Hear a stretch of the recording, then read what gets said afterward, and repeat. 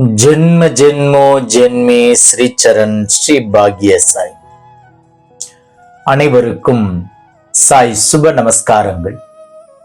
நிலக்கோட்டையிலிருந்து சாய் உமேஷ். ஓம் ஸ்ரீ சத்குரு பகவான் பாட்டி சித்தரின் லீலாமிருதம் 154.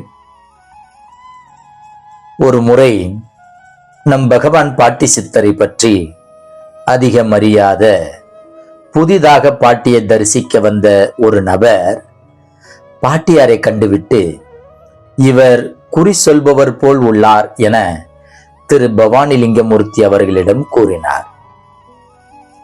இவர் கூறியதை கேட்டவுடன் மனது பொறுக்காமல் அந்த ஆசாமி சொல்வது போல் குறி சொல்பவர் இல்லை என்றும், தாங்கள் ஒரு தெய்வ பிறவி என்றும், பேராற்றல் மிகுந்த சித்தர் என்றும், உடனே ஏதாவது லீலைகள் செய்து நிரூபியுங்கள், எனக்கு அந்த லீலையை சான்றாக தாருங்கள் என வலிமையான, அழுத்தமான, ஆழமான பிரார்த்தனையை செய்து கொண்டு பாட்டியின் முன் அமர்ந்து துதிக்கலானார் திரு பவானிலிங்கமூர்த்தி அவர்கள்.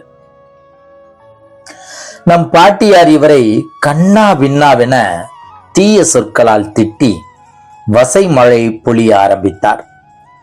பாட்டியாரை காண வந்த அநேக பக்தர்கள் ஆசி பெற்று வீடு திரும்பினர். ஆனால் திரு பவானிலிங்கமூர்த்தி அந்த இடத்தை விட்டு நகராமல் பதில் தெரியாமல் செல்ல மாட்டேன் என்பது போல் அமர்ந்தே இருந்தார். சுமார் 8 இடங்களில் பாட்டியார் மாறி மாறி ஏனோ உட்கார் சொன்னார். இவர் மனதிற்குள் மீண்டும் மீண்டும் மேற்கூறிய விவரத்தை கூறி உணர்வு பூர்வமாக உளமாற பிரார்த்திக்க ஆரம்பித்தார் திரு பவானிலிங்கமூர்த்தி. சுமார் 1/2 மணி நேரம் பாட்டியார் அப்படியே படுத்துவிட்டு திடீரென எழுந்தார். அவ்விடத்தில் ஏற்கனவே கிழிக்கப்பட்டு கிடந்த காகிதங்களை பொறுக்கினார்.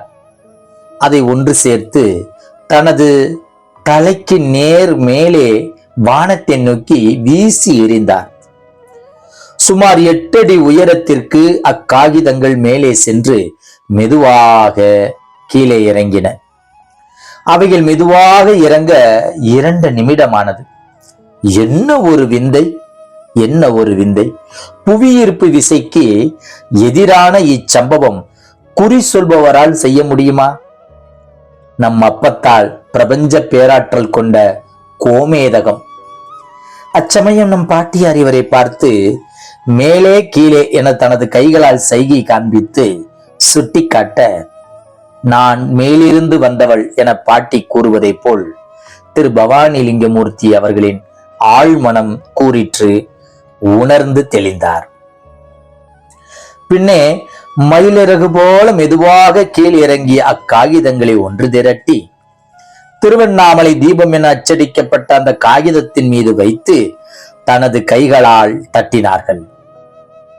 பின் திரு பவானிலிங்கமூர்த்தி அவர்களை தனது அருகாமையில் வரவழைத்து அமர வைத்து ஒரு புகையிலை பொட்டலத்தை ஆசி நல்கி தந்தார் நம் பகவான் பாட்டியார்.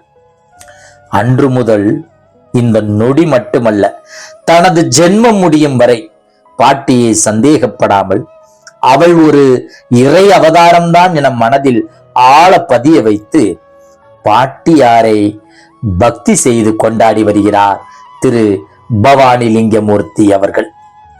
தொடர்ச்சியை நாளைய காணொளியில் கண்டு அமிர்தத்தை பருகுவோம். ஜெய் குரு பாட்டி. நற்பவி பாட்டி. ஜெய் குரு பாட்டி.